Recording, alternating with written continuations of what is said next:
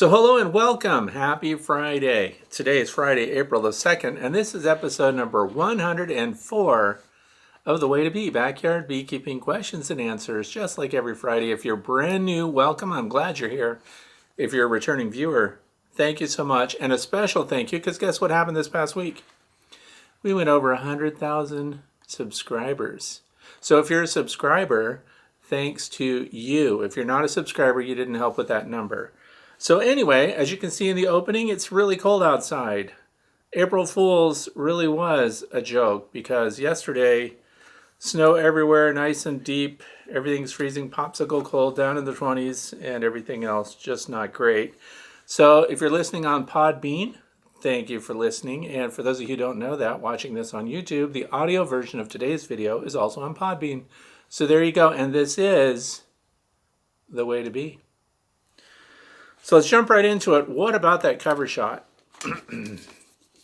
This is a really good book.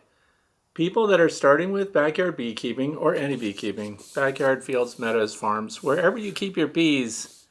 This is a brand new book, hot off the press. I ordered it before it even was available. I bought it through Amazon full price. This is not a deal where I get a break or something. Because I knew it was going to be really good, and it is. Look, New York Times, a funny book that is sure to swell the ranks of the world's beekeepers. New York Times. So the author is Frank Mortimer. Full disclosure, Frank's a friend. So anyway, he's also a master beekeeper. He knows stuff. He wrote this book, and the people that are writing about it and endorsing it are impressive. Notable people that know stuff about bees are saying this is the book to get. So if you're a beginning beekeeper, get this book on Amazon. I'll put a link down below. I'm still reading it, so I haven't finished, but there you go, a beginning beekeeper book. So that's going to be really good. We have lots to talk about today. If I don't get to a question that you submitted, I could have just run out of time, or it's something that might be a niche. So something that might be pertinent just to you or just a few people.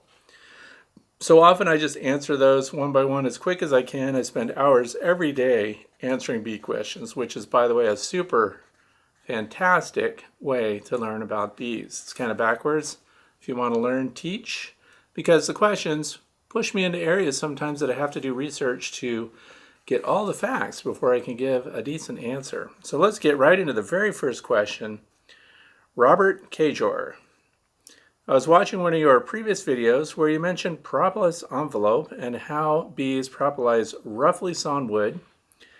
How about making beehives from OSB boards? So for those of you who don't know, OSB stands for Oriented Strand Boards, and it's used in construction. In fact, my house that I designed and built myself, which I'm sitting in right now, has OSB on the outside.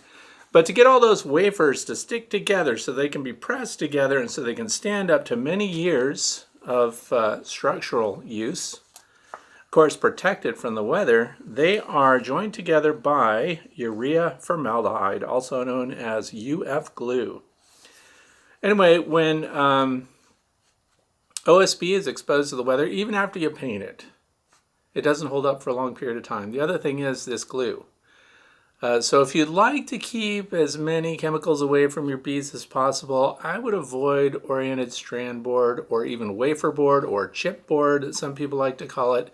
It's not designed to be exposed, so you would have to really paint it well. And I've done it, by the way. I built a chicken coop out of OSB many years ago, and the south-facing side of it deteriorated fast, even though I put the best stuff on it that I could. So why bring up oriented strand board? Well, one side of it is usually really smooth. That's the weather side. The other side can be very coarse, and I could see where that would be appealing because it is a rough surface that the bees would tend to want to propolize. And so propolis, when the bees seal that up, encouraging bees to put layers of propolis on things in the interior of the hive has proven to be a benefit. Dr. Marla Spivak is a great person to look up if you want to know more about that, but I highly recommend not using oriented strand board, wafer board, chip board, any of those composite materials, because they do have to have some kind of adhesive material to put them together, and bees ultimately may chew the interior surface of their beehive. So that's also why we don't paint the interior of our beehives. We want to keep the interior surfaces as natural as possible. I know somebody's going to say, but you got plastic in your beehive. Bees rarely chew plastic. Now the other thing, what's available then if you want to get your bees to put propolis on the inside of the hive? Well, there are now propolis traps out there. So I highly recommend you do that. There have been some studies, some practical tests done where people took boards and they artificially roughed them up. I've got some 24 grit sandpaper that I tried and roughed it up. And especially when the boards are new. So new pine, let's just say for example, it's not often very well dried. So even kiln dried pine has very good pine resin in it. So I've noticed that boards brand new don't get a lot of propolis attention from the bees. But as they weather 5 years, 6 years, 10 years down the line, the surface of the wood dries out. And that's, I notice, when the grain opens a little bit and the bees tend to propolis it. So I'm not a huge fan of artificially roughing up the boards, trying to get them to do that because the results are poor. Now, what else can you do though? Let's say you're handy. Let's say you've got the tools to make some of your bee boxes. Go to, if you have, not everybody has Amish people around. We just happen to have a lot of Amish around here by the name of Yoder. So anyway, you can get lumber surface 3 sides. So sometimes you see S3S on lumber. That means the top, bottom, and the outer side are planed smooth. The interior side is rough cut. So I found that the rough cut lumber is the best for getting your bees to propolis it. Because what are bees trying to do? They're trying to make sure that the interior surface of their hive does not soak up and retain moisture. And they do that by sealing it because moisture means pulpy wood, which means potential for bacteria. So it's an antibacterial layer. Plus they refresh their propolis layer every so often, every season, for example. Super thin layers, they just keep building it up. Very interesting to see places that bees have occupied over extended periods of time. But the short answer is I would not suggest using OSB for beehives. But if propolis is what you're after, look for propolis traps. Google search. Next one, Nidal. I'm not going to be able to pronounce this. Nidal Shehadeh. Sorry if I messed that up. Anyway, I have a new bee colony coming in the middle of the month. It is my initial introduction to beekeeping. Can Honey Bee Healthy be used to introduce a new colony, or should I stick with smoke? Now this is something, I'm glad this question was asked because a lot of brand new beekeepers right now in the northeastern United States, particularly in the south, some people are already getting their bees, I guess.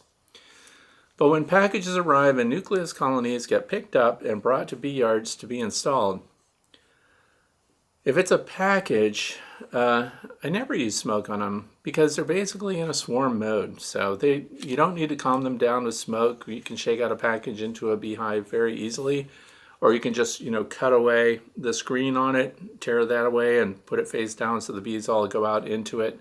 They'll follow the queen pheromone. If I do anything, especially if it's warm and they're dry, we want to do a test. You get your package of bees. I spray a little bit of sugar syrup on the screen and I see if their little tongues come out and they immediately go after it and start trying to drink it. Now, of course, they come with their own sugar syrup. There's a can in there that provides them with carbohydrates so they can stay warm and energized en route to wherever you are. Don't smoke them. Smoking them changes the dynamic. So the other thing is, now if you've got a nucleus package coming, that's already a colony, they're in their box and everything else, they've been transported. So those could use a very light, super light smoking, but guess what I use instead of smoke? Smoke works against the bees, pushes them into a survival mode. They're concerned, of course, that there's going to be a fire, so they cluster together, move down and away and everything else. So you could use 1-to-1 sugar syrup with a little Honey Bee Healthy in it. And I'll talk a little bit about that later too, but if I did anything, I would spritz the sugar syrup on them. The Honey Bee Healthy makes that sugar syrup last longer. Like I have a little, don't know if you can see it, but I have a bottle over here that I'm testing. It's been there almost a year. I put 2 teaspoons per quart of Honey Bee Healthy in it because I want to see if it will ferment, if it will spoil, if it will get that little black mold that starts showing up on the interior there or in the liquid syrup, and it doesn't yet. So it's a great preservative. Why not use that instead? Reward them a little bit. But if you have to use smoke, if it's, for some reason they seem a little agitated or whatever, because you are pulling their frames out and putting them into a new box, if it's a nucleus colony, because they come with frames and everything is all there, you can, especially like if it's a cooler day, but if it's a cooler day, just park it there for a while. Because what you'll do eventually is you'll swap out that colony with something in the exact same location. So you'll pull your nucleus box out, however it is. Some of them are just shipping containers, kind of plasticky. Some are nice wooden ones. Best case scenario is you go to wherever you're buying your nucleus colony.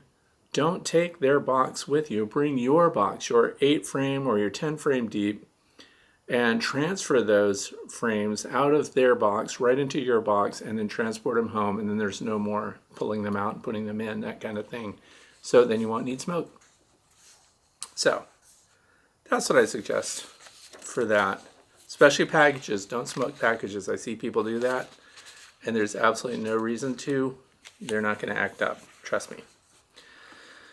This one is from Julie Foster. I have a question for Fred's next Q&A, or for right here. I see on videos that you have fruit trees. Do you harvest any fruit? Just for our own use. So, are they only for bee food? If you harvest, do other pests leave you any? If you treat for pests, please say what sorts of organic products, if any, are safe to use for honeybees.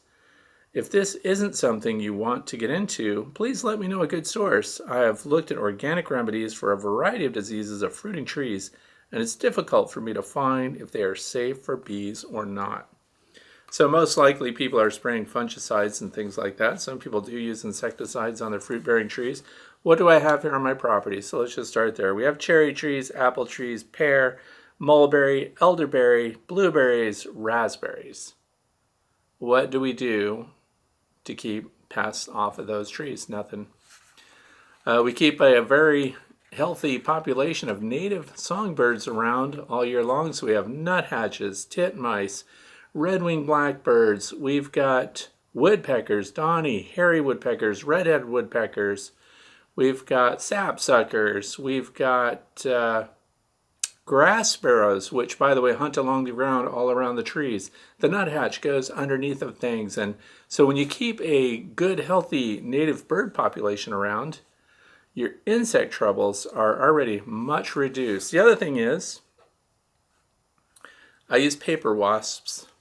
So if you're not familiar with paper wasps, they're different from the yellow jackets. The paper wasps are much more mild. They don't attack your beehives, but they do a wonderful job also of cleaning up different insect pests around. So there are lots of things that you can do aside from treatments. Now, when it comes to fungus, plants that are susceptible to black mold and things like that, there is a beekeeper YouTube channel here that he is a big fruit grower, and the channel is called Vino Farm. And you can look into that. I would ask that question to him because he seems to be growing on a large scale. Lots of like rows and rows of different trees. So he probably has, because he's also a beekeeper, so he probably has some ideas there. Fungicides, things like that, all could be problematic, but I understand that some varieties need them to survive. I used to grow plum trees here, and they were great for the first couple of years. And they got that black mold on them and it just literally took over the trees. So I just don't grow them. Trees that don't produce and that don't handle things on their own without treatment, I just don't keep. So I hope that's helpful, and I invite viewers to go ahead and leave their comments or links to really good sources of bee-friendly treatments for fruit production. So if you know that and you want to share some information, please do that. When you do put a link down in the comment section, it looks like your comment disappears. What it really does is it just gets held. So any links that are added to things, it's auto-held, and then I have to come through later and release them. So don't panic that it goes away and think that you have to repost and rewrite and all this other stuff. It's just a matter of me releasing it later. So that's it. Thank you for the question, and thank you in advance for those of you who may answer that. And visit Vino Farm. He needs a little uptick anyway because he's lost 14 out of 15 bee colonies this year. It was pretty bad. Question number 4, Henry Bendick. And we're talking about now this horizontal long Langstroth hive that died out this year for me. Sorry to see this happen to you, but your post-mortem was invaluable to me as I have had my first dead out this year. Being this is also my first spring, I've been hesitant to open it up and before getting educated on what I may be looking for. After this video, I'm now much more confident to proceed. Thank you. I started with 3 hives last spring, lost a queen in September for unknown reasons. You advised me to combine that hive with another one, and they now came out of winter very strong and have been active as the weather warms. The dead out was my second of the 3 original hives going into winter, so I too became a statistic of 50-50 rule this year. I hope 50-50 is not across the board. That means 50% of the colonies kept were lost. The numbers are pretty high. The numbers are still coming in, and look what we have right now. We could lose more colonies yet. One question, what must the condition of a frame be for you to put it in a fire pit? Your frames all looked new. I took huge static on this, by the way, because when I did the post-mortem evaluation of my long Langstroth hive, which had Saskatraz bees in it, I walked through, we did an assessment. An assessment is different from an inspection. An assessment means we go through and we look at every single frame because we're trying to find out the overall condition of it. It's a dead out anyway, so we can look at it all. As I went through, we did ultimately come across the remnants of a tiny cluster of honeybees. We're going to talk more about this later too because I have other questions, big surprise, relevant to the dead out. But just the frames that had the dead bees on the comb, and they already were in a state of decomposition. So you see that little hairy, cottony mold that's growing on that. You'll even see that on dead mice and things like that. So all that is nature breaking it down and recycling it.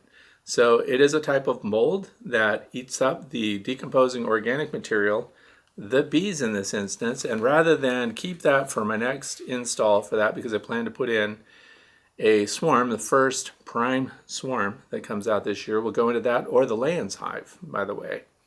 And you saw the Layens at the beginning opening sequence there. That's the one I've just put out there, and yes, I painted that myself, Bob Ross style. Anyway, I didn't want them to deal with the dead bees. I combed through all the dead bees, but that fungus, that mold, is on the comb. Now, could bees be installed in the colony?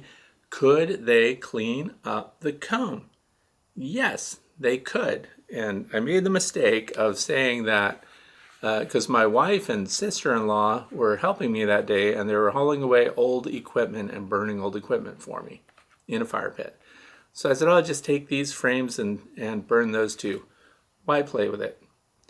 Because now, does that give the next colony a difficult start because they don't have a bunch of drawn comb? No, because as we went through that horizontal hive, when we got over to the entrance area, we had a whole series of nice, clean, used brood comb.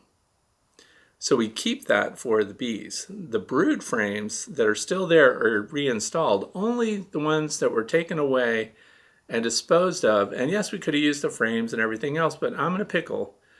I only have so much storage space, and I have more frames, more resources than I could ever use right now. That doesn't mean you should email me and say, hey, Frank, can I come and get some of that? No, it just means I'm rotating out my older stuff first. I did get rid of the frames. They didn't have to be. They could have been cut out. You could render the wax. Somebody else said, doesn't, the 100 to 120 degrees or whatever of wax rendering kill all the bacteria in the frames? Well, it does a good job of it, but it wouldn't take out American foul brood, for example. I'm not saying that they had foul brood. There was no evidence of foul brood in the colony. So anyway, I did throw out those 3 or 4 frames that were right there with all the dead bees that had all the fungus and mold growing on it. Unnecessary. The wax could have been rendered. The frames could be recycled and reused. I just get rid of them because I have so many frames ready to go, and I already have a bunch of brood frames pre-drawn, ready to go from last year in the same hive that are going to be used. So that's where that comes from. Don't panic. A lot of people got upset. Why did you throw those away? Why do you people throw that stuff away? Well, you people don't, just me. I did it. I have more. The bees are going to be good. You're going to see when we install those bees in there, they're just going to love where they're living because this is going to be a swarm. And if not, I'll do a split because it is a long Langstroth hive, so the frames are compatible with my other hive. So if I have a really strong colony out there, I could just not have to wait for a swarm. I could just do a split, and then the first swarm that comes along, I can get that from for my Layens hive, which the frames are not compatible. Lots of options available here. So here's the next one. Question number 5. We're already at 5? That's amazing. This is from Howard Tedder from Kernersville, North Carolina. I have 2 Flow Hive 2s, and I've purchased the hive gates for the entrance. What are hive gates? We're going to talk about that too. But with the screen not sitting flush on the bottom board, I don't see how the hive gate will work as the adapter does not sit flush in the landing board. Have you tried this out in your Flow Hive 2? Okay, the Flow Hive 2, by the way, that's what this is right back here, and there is a hive gate sticking right in the front of it. This is what a hive gate is. Now, that is a very narrow opening, so here is what I recommend. And I'm also going to take this opportunity to explain. Somebody else was asking, is there some place for those of us who are doing this hive gate citizen science experiment? Can we talk? Is there a forum? Is there something like that? Well, yes, the company that makes it has a forum on Facebook for one, but I also, as of yesterday, in response to these people wanting to have a place to discuss it and work things out and talk about the good, the bad, and stuff like that, I did make a private group for those of you who are participating in this citizen science project with the HiveGate. It is called the HiveGate Fellowship. This is not endorsed by the owner, originator, seller of the product. It is on the Fred's Fine Fowl Facebook page, and it is one of the groups there. So we have the Way to Be Fellowship, and now we have the HiveGate Fellowship. Now this will be a private group because this is where we can talk openly without being looked in on by the owner, the inventor, the patent person. So you can share all your ideas there, work things out just like this. This is my fix. So this is what I recommend. We have the problem here with this very narrow opening. This is an example of a Flow Hive 2 bottom, which has, the removable tray, adjustable feet, and a very narrow opening. It's right about 3/8 of an inch, if not a little under that. So the hive gate, which is represented right here, that would be this thing slipping into the front there, may not fit just right. So I recommend adding a slatted rack. The slatted rack has utility purposes. It would go right underneath your brood box there, and then you take that slatted rack and you just notch out the bottom, the width of your hive gate, and just accommodate that thickness right there. Also, that will hold it perfectly centered there, and then you leave just enough wiggle room there so that this thing can shift side to side to follow. You want this part to come in underneath of the cluster inside the hive when it comes winter time. So we're just coming into summer, but that drawing shows what my fix would be. And you can also, if you don't know what about the HiveGate, you want to join this thing, then you can also go to thewaytobe.org, and there's a HiveGate citizen science page there that explains what we're doing. There's a form to fill out, and we're tracking everything. Your information never gets disclosed. At the end of the year, we're going to summarize the good, the bad, the fixes, whether or not it worked. What's the big purpose of it? The big purpose of it is to prevent your colony from being robbed by yellow jacket wasps. But we also have dearth periods coming up in summertime, so I'm hoping that smaller colonies of bees will also be able to repel attacks from robbing honeybees, which can be really bad, by the way. So there's a lot to learn, a lot to test out. Thank you for asking the question, and I hope that sharing that helps others. Also, there's a discount link for the FlowHive 2 on that website as well. If you want $50 off and you're thinking about buying one, there's a lot of new versions out. Next question, question number 6 comes from Derek Rice. Just started beekeeping this spring, and my 2 nukes are due to be delivered early May here in northern Michigan. I'm using the FlowHive system. So many FlowHive people. Do you know that there's some people, as soon as I mention FlowHive, give it a thumbs down and they leave the room? That's right. I don't know what it is. And have gotten additional medium boxes to add to the colony sizes. The nukes, which is a nucleus colony that we mentioned before when people buy bees, it's a colony that's established in a small box. The nukes I'm getting are medium frames. Medium frames, first there's the deep frames in the brood box, then your supers are generally medium depth frames, and then there are even shallow supers. So these are medium frames, which I was kind of surprised at. If I add them to the medium boxes, should I place them on the undrawn deeps to begin with, or wait until the mediums are drawn out, heavy wax plastic frames, and then stack above or below this medium? Thank you for your help. Your channel is great. Thank you so much. Anyway, I don't know why anyone who is selling nucleus colonies would sell them as medium nucleus colonies, because we're already down to 3 to 5 frames. I would want those frames to be full depth. So anyway, that's beside the point, because you've already agreed to buy them and they're coming in on medium frames. Here's what I would do. Might surprise you a little bit. I'm going to talk about it in a second, but I would take your medium frames and I would put them in a deep box, 8 frame or 10 frame deep brood box. I wouldn't try to under super, over super, and then hope that they move into the other frames. I'll explain more, but I want to show you the configuration that I would use. This represents a deep box, 10 or 8 frame.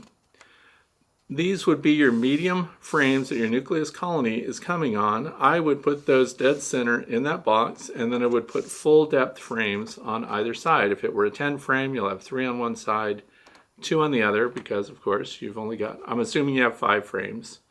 However many deep frames you do not have, I would of course fill the side spaces with them. And then I drew in these little drips down under here. What is that? Well, what happens is, in that deeper box, your bees are going to extend the medium frames that are in there to the bottom or near the bottom. So they'll draw out their own comb underneath of that. Does that work? Now, here's what's going to be critical.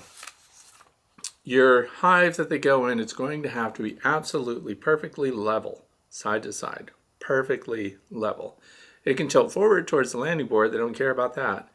But tilting side to side can affect it, and you could end up with bridge comb, okay? So we want to avoid that.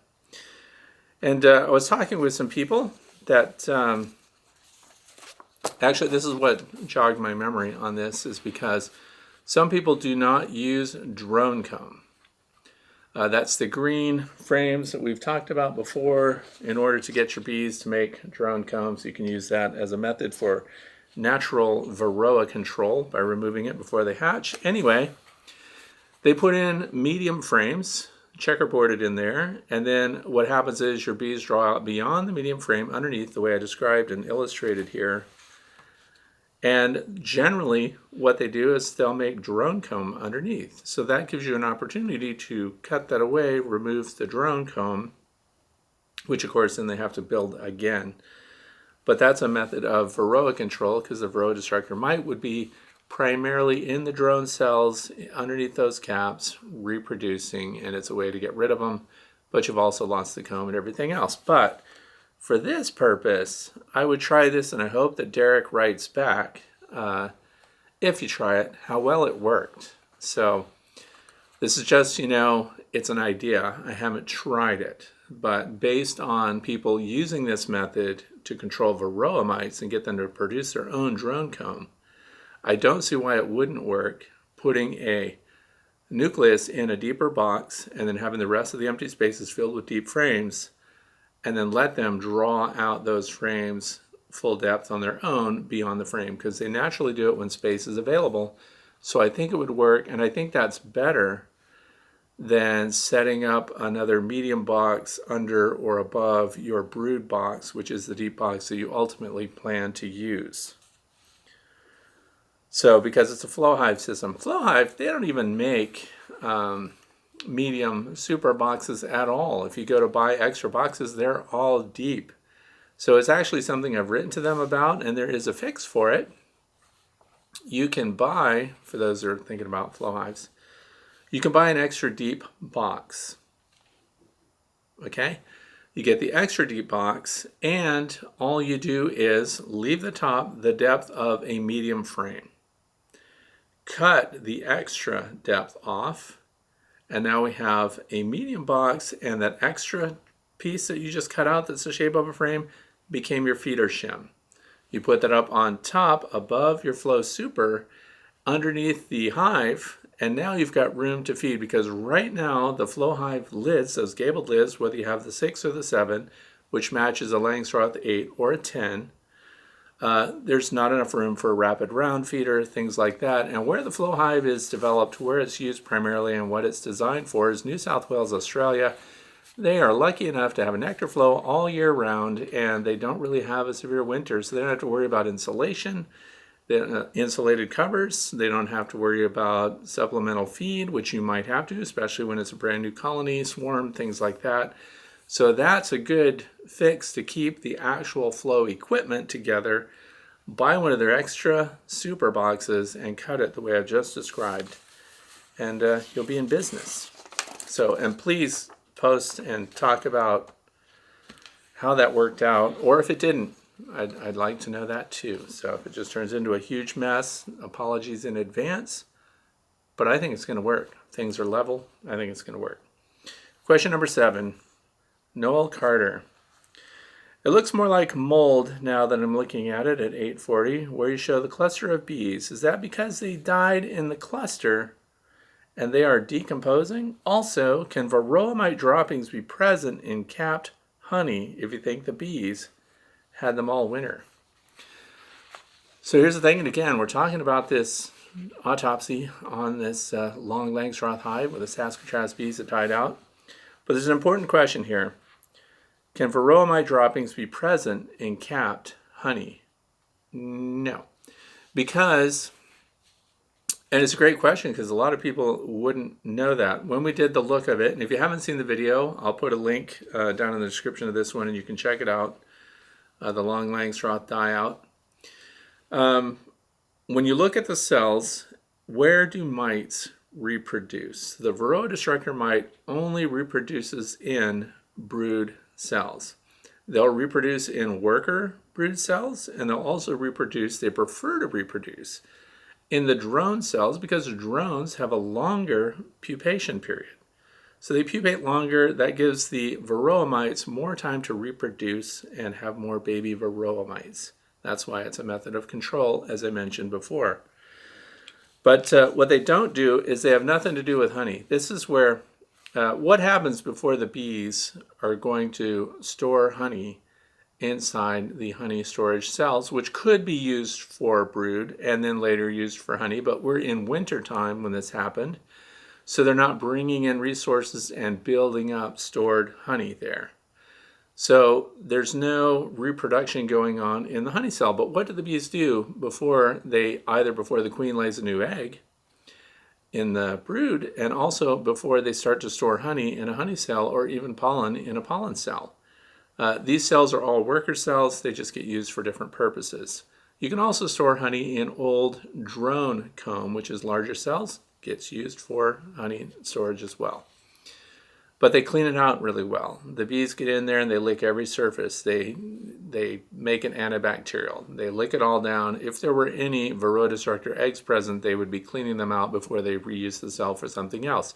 So we don't have to be concerned that Varroa mites themselves or that Varroa mite feces are in the cells with the honey. And you would see that when you extract honey. So a lot of the honey that I took off of that hive, because there was, let's be honest, a lot of it, very heavy load of honey, and it's not crystallized or anything else, but you would see it in the honey. So if those little specks were present, you would see that in the honey, and then you would have to filter out the honey. But it's rare, if ever, that you would find any kind of Varroa feces or remains inside actually capped honey cells. They just don't do it. Small hive beetles love the honey, go after it, and everything else. That's a whole different story, and we didn't have any small hive beetles. So that's it. Do I think the honeybees had them all winter? Yeah, so when you go into spring, see brood production where I live, they go almost to zero or as near zero as possible right around the end of November. First week of December is when the queen is off lay. There's no brood production going on. That's why it's a great opportunity, if they had high mite counts, to treat them with a single treatment of oxalic acid vaporization, which is exactly what we did, which led to other questions about the same autopsy about the dead mites on the bottom of the hive. So we're going to talk about that even later. So we've satisfied the mold, and we've talked about where the Varroa might reproduce and where their feces would end up. Now, it's when you see the open cells where the brood had been, and you see all the little Varroa mite feces in there, that means there was a lot of Varroa mite reproduction going on. So it was an issue. This is from Robert Bennett, and it says, not following. Find heavy mite load, and then saying workers just died after normal lifespan. So that's a very brief question, but I'm going to explain my process of when I looked at that. I tried to explain it when I made the video. There are more than one issue going on with the colony. So when we looked at the colony, and this is why we go frame by frame. First, we start at the farthest frame away, and we can see the difference in honey that came from 2-to-1 sugar syrup, because I was worried, the size of the colony that was in there, I was worried about them not having enough food and resources going through winter, and I didn't want to leave a rapid round feeder on the top as an emergency resource for them. So we went frame by frame, we get into capped honey, and we keep going, and then we encounter what is where the winter cluster was focused. And the cluster was small. Now, one of the things we look at are, first, the mites that we find on the bottom. So I'm answering this brief question, which is almost just a statement. But the mites that were found on the bottom, we don't know that those mites went into midwinter on the actual bees. Because when we do a treatment back at the end of November, beginning of December with that single dose treatment, there is no follow-up inspection until spring. I don't tear open the hive in December and look and do a mite count, for example. So we count on the efficacy of that single treatment of oxalic acid vaporization to be effective on the phoretic mites, which means if there's no place for the mites to hide under the capped brood, then they must be exposed, and then where would they go? They would die. Where would they go after they died? On the bottom. And that's why when I ran my vacuum in there and everything else to collect them up, because I wanted to see their feet. I wanted to see if they chew them up the way the weaver bees do, if they chew their little feet off. But so the dead mites on the bottom, over what time frame? The entire winter. That's how many mites were dead. So it doesn't give us a percentage of mite load on the bees. The only way to get an accurate percentage of the mite load on any colony, any hive, is to actually count from live bees, the bees that have the mites actually on their bodies. And those would be normally the nurse bees. And what we had here is a problem. So we know that mites were present. So that means that they could be vectoring any number of pathogens to the bees. So we look for extremes of that, like deformed wing virus and things like that, advanced stages of disease from Varroa mites.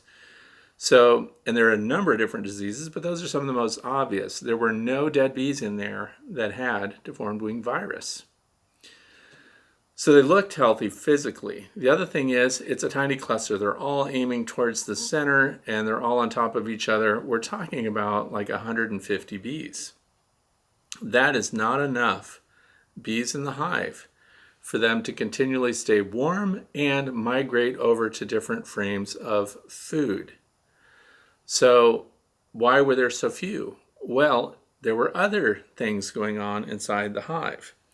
I looked at every bee that I collected, and I looked at every bee that was still remaining in the hive. We had lots of drones.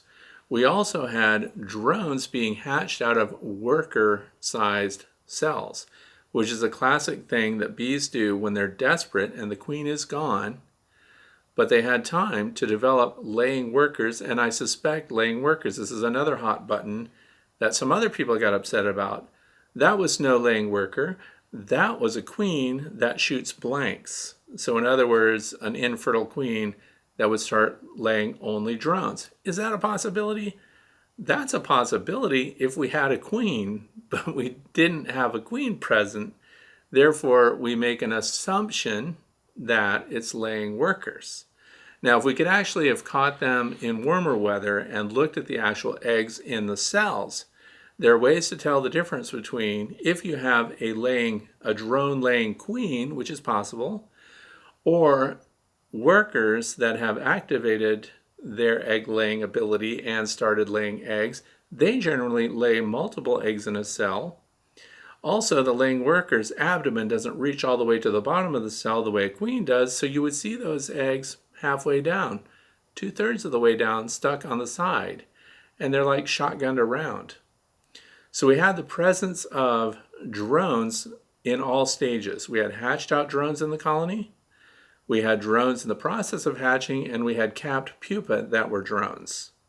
So we had evidence that there's no longer a fertile queen present who could make more workers. That's why I made this statement, died after their normal lifespan, because a lot of the bees in there, without being able to be replaced with new brood, fat-bodied winter bees can live for several months, and that they're the ones that we really count on, but we also need the numbers. We need them to be replenished, so we need the queen to survive. And where would the queen be?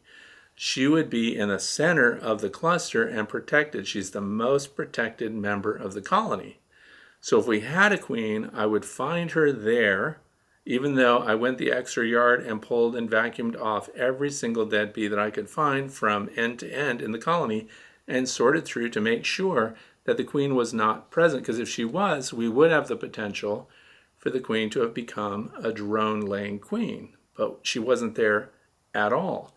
So then we speculate, these are educated guesses, so then we speculate that the laying workers are responsible for the drones being produced. And why there's so many drones in the middle of winter? No other hives are making drones in the middle of winter. So they were present in all stages, other than, of course, open larvae, but they were all in pupa stages at least. So that tells me that something happened late in the year last year. So by late, I mean late September and into October, they could have swarmed. These are guesses. We don't know why the queen was gone. We don't know why the numbers in there were so low, except that their numbers couldn't be replenished in the absence of a queen. So this is my logic for that. If she swarmed, if there was a virgin queen that hatched out after that was supposed to replace things, we didn't have a great fall. We had a dearth period. So we actually were without rain. Things didn't go well. That queen could have flown out and never come back. She could have flown out. So this is another guess too. She could have flown out and been nabbed by dragonflies. Any number of things could happen, but what didn't happen is she didn't come back and her body was not in among the workers. So we lost the queen and went into winter queenless. That's why they run through the normal course of their life and die at the normal end of their life, with the smallest cluster likely being frozen to death at the end. So there's food and resources they can't take advantage of. The warm-up wasn't enough, and because the cluster's not large enough, they can't move from frame to frame. So there are probably 100 other theories. But it's not helpful, by the way, if all you do is chime in and insult people about their ignorance of beekeeping and things like that. We're all learning. Even in my 14th year of beekeeping, I'm learning all the time, and I'm just using what I know about bee biology to assign that to what might have happened to this colony of bees. So we had varroa mites present. Guess what else? None of the bees in the colony had a varroa mite on their body. So a lot of beehives that die out in the wintertime, when you collect them, they have the mites on the body physically, still on the bees, which shows that the mite died while on the bee, and the bee died while the mites were on it.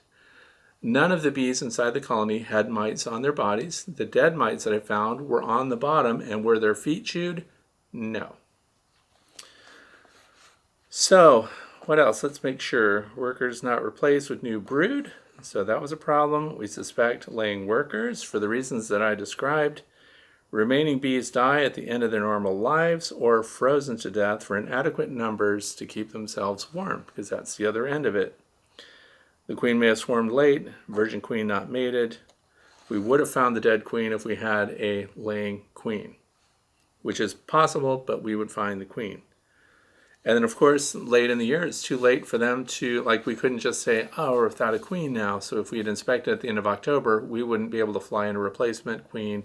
We wouldn't be able to install a laying queen, which would be another fix. If we caught that in September, let's say, and we knew that their queen had gone and that now they're trying to produce another one, we could jump the gun and install a weaver queen that we would fly in, for example, put her in there going into winter, and all would have been potentially just fine, especially if it was a weaver. So that's it.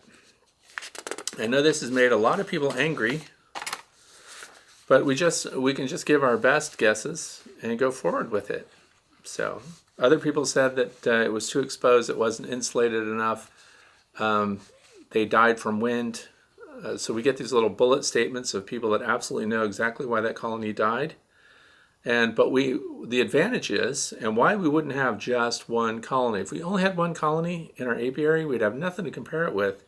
We wouldn't know that it was possible for bees in this environment to survive and make it. But because of the other colonies in the same apiary in very thin-walled, 3/4-inch walled hives survived winter, we know that this hive with 1.5-inch thick walls, 1.5-inch thick bottom, 1.5-inch thick top, and 2-inch thick rigid board insulation in the cover, that they were much more protected than other bees in other colonies. It's the most protected hive in my apiary. So the exposure, lack of insulation, all of these beekeeper-related problems were in favor of the long lang in comparison to the Langstroth hives that we have that were much thinner, and the bees are flying like crazy. So we'll move on to question number 9. David Klungvet, Carlton, Minnesota. The next, see, it's MN. I don't know if that's Minnesota or Maine. I don't know my states very well. Anyway, we have flower pots from last year throughout our fenced apiary. 2 of these pots are full of bees face down in the dirt. They've done this several times now. What are they doing? So it would have been cool to have this question be, they were face down in the dirt alive. So it sounds like when we say face down in the dirt, we have a bunch of dead bees. But I think what's going on is what we're seeing right here, which is bees scouring along the surface of the ground, and we have damp ground areas, and the bees land on that, and it looks to me like they're getting moisture.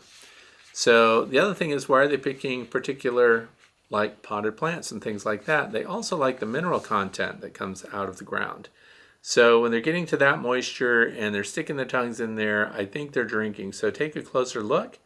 They might actually be drinking from the moisture there and licking that surface, kind of like the way deer lick salt blocks and things like that, or minerals on the road. I think the bees are looking for mineral content in the water that they're getting. So that leads me to something else that I want to make sure that people know when we're thinking about coming into spring right now, setting up your drinking water stations. So some people have talked about that.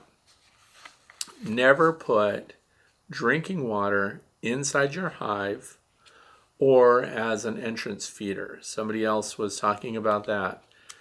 You want your drinking water to be out and away from your apiary, so it's a forager thing, because the oldest bees in the hive are your water bees.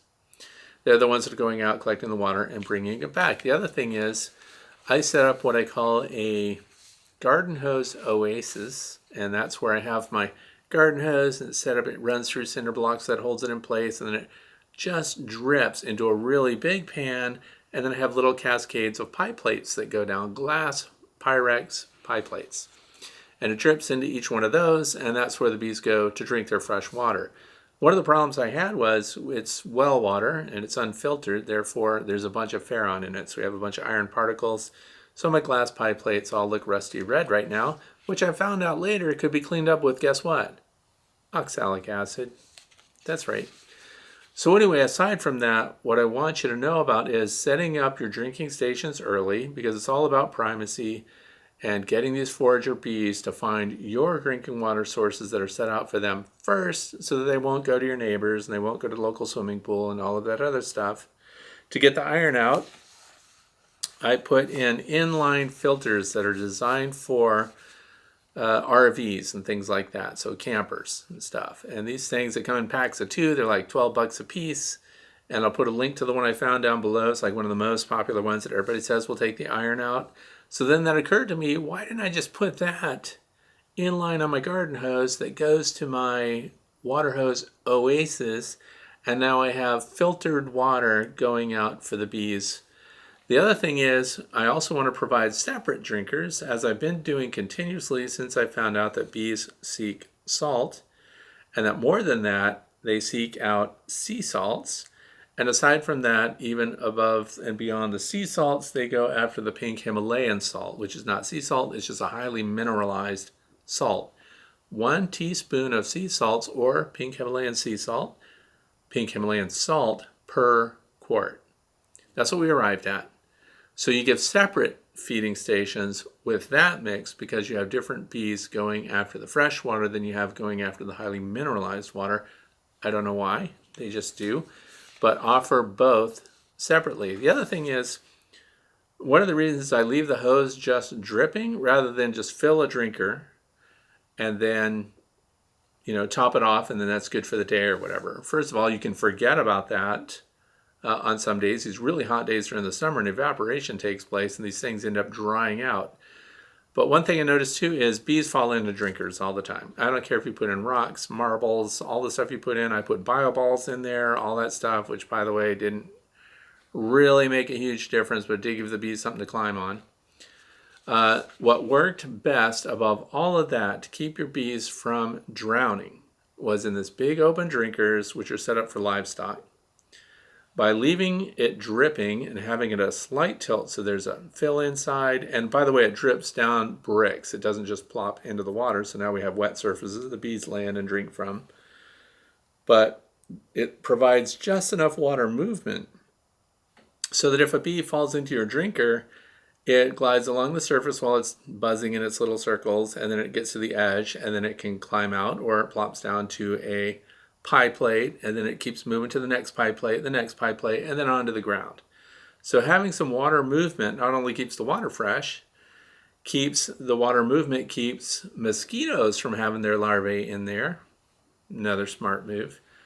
So then it moves the bees along the surface and they don't drown. So where it's static water, you get drowned bees, always a certain percentage of it. So salt water, inline filter, set up your water stations early so that those foraging bees that are coming out of winter find the water that they need right away nearby. This doesn't have to be in your apiary, but this is one of the things that can actually be in the middle of your apiary. If you're setting up a feeding station, like for extra frames that you want the bees to clean up and stuff like that, don't do that in your apiary. You could kick off a robbing problem. We'll talk about that a little bit. But for your water stations, you can have as many of those as you want. And this is interesting too. The bees went after water that was in the sun over water that was in the shade. And here's a kind of a cautionary tale about that too, and why you want your water to be moving. Because my big basin is black. What does that do in midday summer sun? It gets really hot. You could actually have water so hot the bees won't touch it. But if the water's moving and replenishing from well water like ours is, which is running right about 54, 55 degrees Fahrenheit, that's also continually cooling the water a little bit so your bees don't get cooked by the water that they're trying to drink. It's just a win-win-win. So, final Question of today. Joel's in Broken Arrow, Oklahoma. As a new beekeeper this coming year, I would be very interested in seeing what you keep in your bee toolkit that you carry to the hives. I want to get set up with everything I will need. Thank you so much for all your insights. And thank you so much, by the way. And I did already make a video about what my toolkit is. There's the minimum toolkits, but there are things that even I mess up all the time because somebody will call and say, hey, we have a swarm in the tree. And it's like, how long has it been there? It's been there 10 hours. And can you come and get it? And yeah, I want to go get it. So now I'm running all over the place, getting my stuff together. So part of my toolkit, separate toolkits, one for the bee yard. Remember, we're ramping up our biosecurity. So I don't have a hive tool here, but I have a bunch of those flat hive tools with a little J hook on it. There's a hive tool inside the cover of every single beehive. So I don't have to worry, oh, where's my hive tool? There's already one in every one of the hives now. So I don't have to worry about cross-contamination, when I'm going from one hive to the next. So a hive tool in every hive. You'll never be without your tool. And if you're looking at a hive and you think, I want to take a look into that hive, I don't have to run back and get a hive tool and everything else. So it's actually a fishing tackle box that I use when I'm taking honey off, especially with the Flow Supers, because it has a lot of extra tools and materials and elbows and tubes and just general hive tools in there. I have a tool for pulling out the entrance reducer. It's a little J hook that goes in there. It's got a threaded nut. I have a video about that. But it shows all the things. There's a Nico system in there for queen rearing, which, by the way, I've never used because I just don't have enough hives to justify creating a whole rack of queen cells. I don't know what I would do with them. You run out of space for all of your hive equipment, which takes us back to why I got rid of those frames. I have more frames ready to go in there. I need to clear my frame racks. So anyway, there's a video link to show my toolkit and what I carry in it. Your logbook should be part of your toolkit. Your smoker should be part of your toolkit. Smoker fuel. Some people say, why do you have so many smokers? What's the deal with that?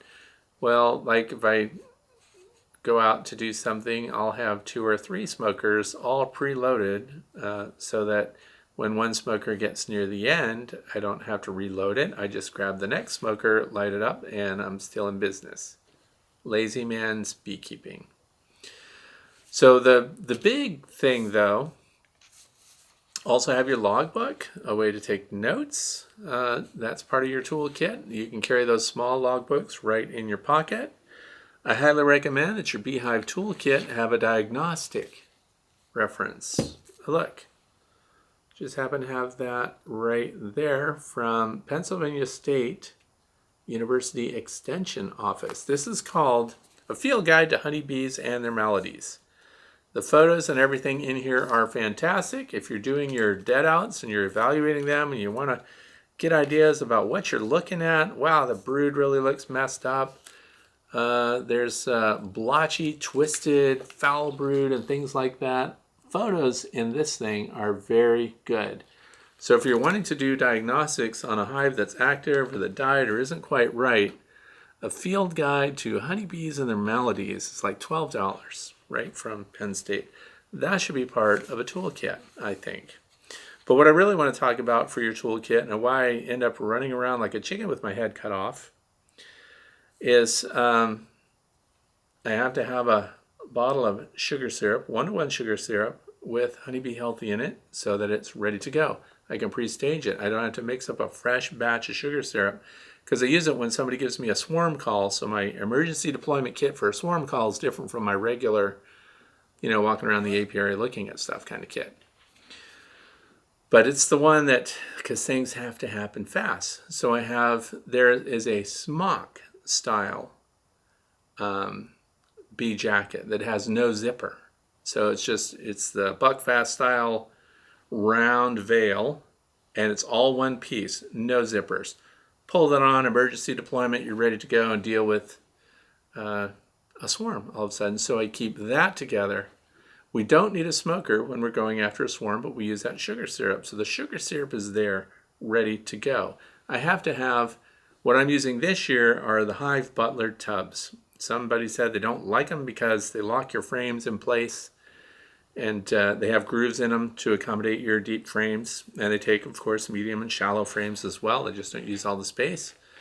But if you have one of those ready to go with frames in it of drawn comb, because if you're getting a swarm, you shake them in there, the bees like to cling on to those frames.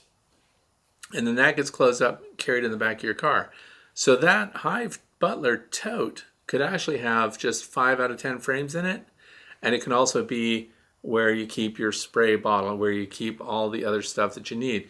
Because one of the things that you can do with that tote too is I collect swarms with a butterfly net, an industrial large 14 or 16 inch diameter butterfly net.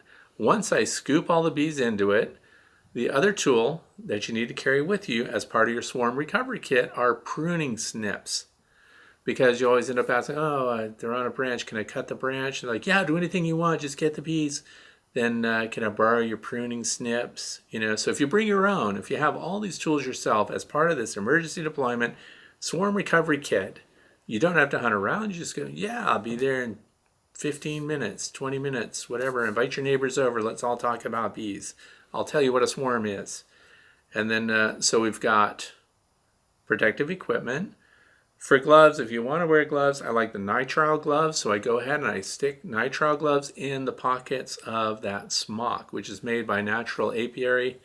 I did a video review of it, and you can look that up. But it's the most convenient pull it on and go suit you can have. So this is all staged together. So we've got the smock. We've got the sugar syrup. Makes them heavy so you can shake them into your butterfly net. And then the butterfly net has a sleeve on it. You disconnect it once they're in there, and you take the butterfly net end off of that stick, and you put the whole thing right inside your beehive, or your Hive Butler if you want to, just for transporting back. So you can use the frames, or you can use that and then dump them in a hive that has to be ready to go. So part of your swarm kit too is set aside a deep box, 8 or 10 frame with a bottom board, entrance reducer, inner cover, outer cover, hopefully a feeder shim, because often when you first get a swarm, we want to provide them with some 1-to-1 sugar syrup just so that they have some emergency resources to keep them. You want to keep them where you are. So pre-staging all of this stuff takes the stress and the flustered aspect out of it. And swarm season is like one after another. And it's a great opportunity if you're a beekeeper who understands swarms, who's handled them a lot. This is a great opportunity to invite a new beekeeper. Hey, this is the address. I'm going there to get a swarm. Bring your box and we'll hive you up and get you started in beekeeping with your first swarm. So all of these things, preparedness ahead of time is going to make sure that you can cut out and do what you need to do.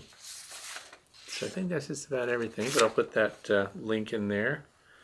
So that's it. So now the fluff part, we're at the end. We're just going to shoot the breeze a little bit. We're going to talk about some stuff. I have a favorite scientist, beekeeper, he's a public speaker's public speaker. This guy is motivated and super awesome. Dr. Samuel Ramsey, if you haven't heard about him. He has all the latest scoop on Varroa destructor mites, and he's focusing on it. And right now, Dr. Samuel Ramsey, a lot of stuff says he's, a doctoral candidate because a lot of the work that he did, but he got his doctorate. So he is Dr. Ramsey now.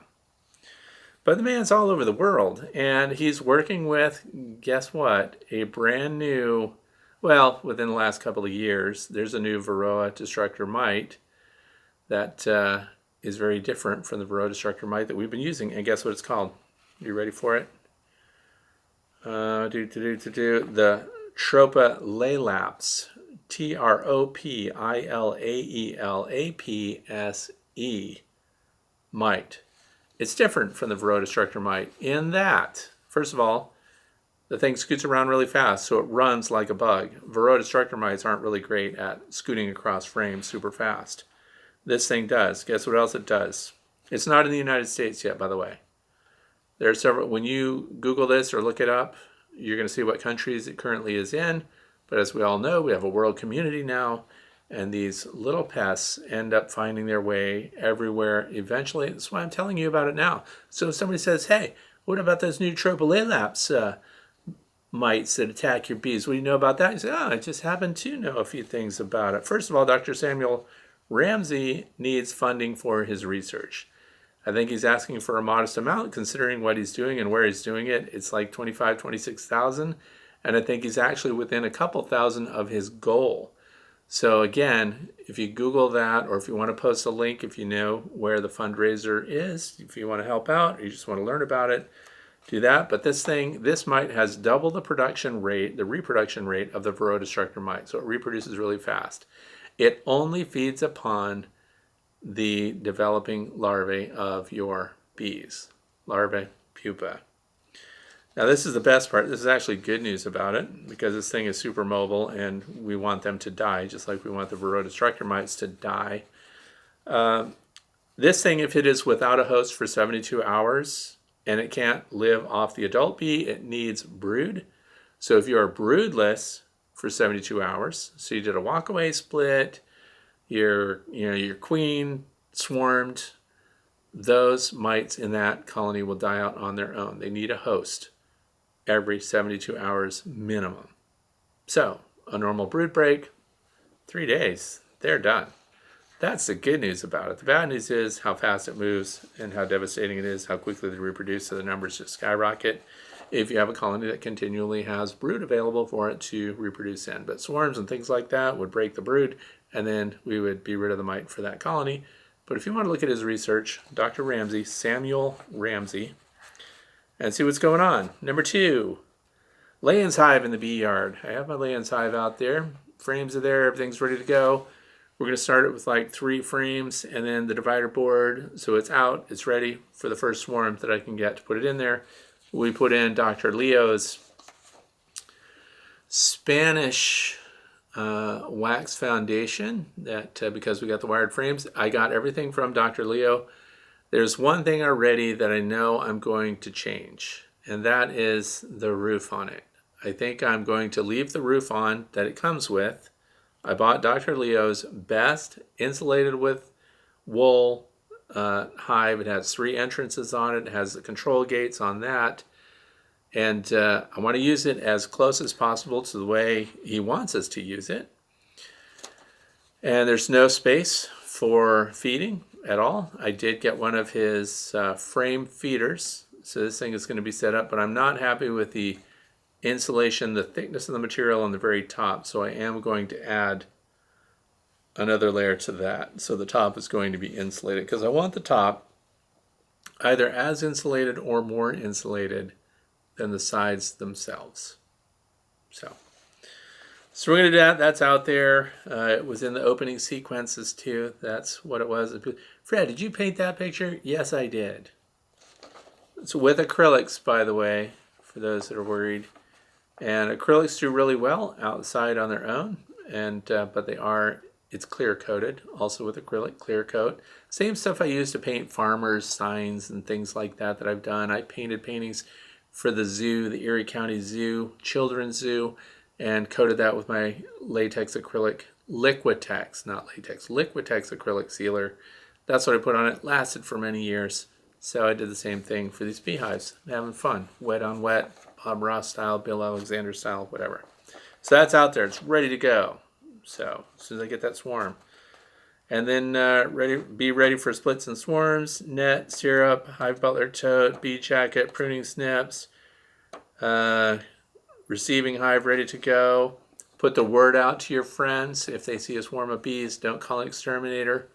Call you. Call the local fire department. Say, hey, if somebody calls in, they got a bunch of bees, give me the call. I'll go get them. So contact your different people, because if you are ready to go and get swarms, make sure the EMS knows that you are the person for them to call. Please join the HiveGate group. We established that for the private group for those of you who are participating, and thank you, by the way. We get like 1 or 2 new members every day. And so that's a good number of people, but this will be a place like a lounge. You can talk about it, what's happening, how are you using it, did it work for your wasps and things like that, which we're really going to know at the end of the year because the wasps right now, we have queens flying around. So the end of the year is when the wasp pressure really cooks up. People that have lost honeybee hives historically to wasp attacks, and that's in Washington state. A lot of people have reported that they lose their entire hives to heavy wasp yellow jacket pressure. So this should really do that. So anyway, if you've got deadouts in your bee yard, do not let the honeybees from the colonies that survived go and rob those out. Here's why. When you have those colonies and you know for sure that they're dead, there's no flying right now, it's still cold, so nobody's robbing them yet, you want to block those up. Screen the entrances, whatever you need to do. Nobody likes to clean out deadouts, but you cannot let the other bees get in there to rob them out. Number one, we don't know why your bees died yet, so that's one thing. We don't want to spread that stuff around. The other part of that is, once the bees start robbing an area, they start surfing all over looking for a hive to rob. So when they run out of the resources that are in one colony that's dead, and if you let them get the honey out of there, and it's very obvious colonies that are being robbed, then the next thing you know is once that's done, they're still hunting that area. So if that's in your apiary, now the pressure is on for other colonies within the same apiary, because you can have bees coming from colonies and hives that are, over a mile away from where you live. So you're bringing in all these other bees that are expecting to find an easy honey resource, and once that's used up, they'll hunt that same spot, which could be where your healthy colonies are. Healthy colonies can be destroyed by robbing because all their resources ultimately are gone, not to mention your guard bees end up trying to fight them off, and then they die in the fight. So we've got a bunch of dead bees on the landing board, scrambling on the landing board, and then hundreds, if not thousands of bees pouring into that hive to get their honey resources. This is why we don't feed outside of our beehives in our own apiary. Don't let them rob you out. It's just like having a feeder there, because once the feed's gone, it intensifies the pressure that's going to be put on surviving colonies. So if you have a feeding station where you use your cleanup frames and things like that, make sure it's well away from your apiary so that other bees that come in to rob out are not putting pressure on yours. That's it for today. Don't forget to go ahead and put a thumbs up down there so that you'll know that you watched this video, because it is episode number 104, by the way. I hope that you're having better weather than we are, although the weekend is already looking good. Easter Sunday. Happy Easter to those of you who practice or observe Easter Sunday. And what else is going on next week? 60s all through the week. So this is it. We're going to see a rapid buildup. Pollen's coming in. Nectar's coming in. They're ignoring all the substitutes. This is going to be the time where you can recover some of your losses. So keep an eye on your bees. Thanks for watching. Have a fantastic weekend. Put your comments down below. If you have a question, go to thewaytobee.org and fill out a form there and submit your question anonymously if you want to. Anything that I think is interesting to everyone else, or a wide range of people, will make it to a question and answer Friday session. Thanks for watching.